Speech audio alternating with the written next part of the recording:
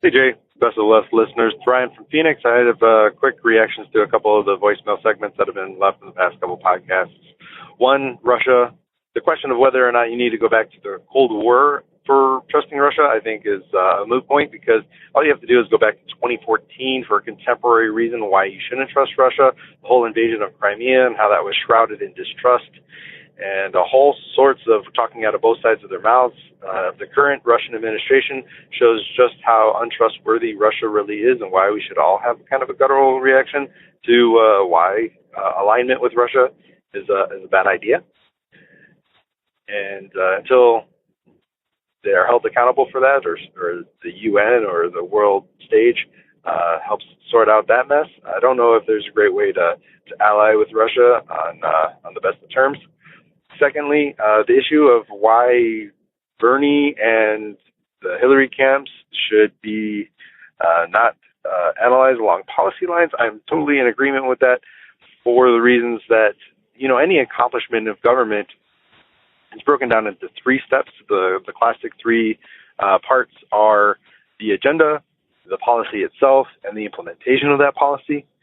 And I think that when you look at the tactics and the strategies that go into those three steps, how you get to an approved agenda, how you get to an approved policy, how you get to an approved implementation plan, it's the strategies and the tactics where these two people divert the most, or the two camps divert the most, or should.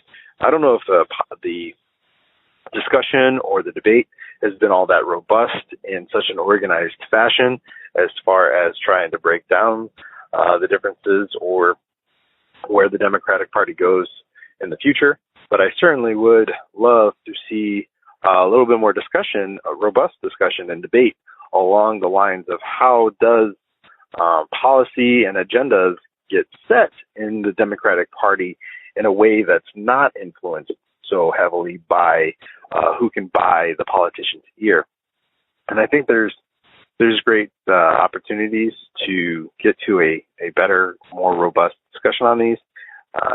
For example, so we know that the DNC will publish a new platform every big election cycle, and how that platform gets formulated, I don't know if the Democratic Party has demonstrated that agenda or that platform has been formulated in a very democratic fashion or transparent fashion based on the merit of those ideas through a robust debate.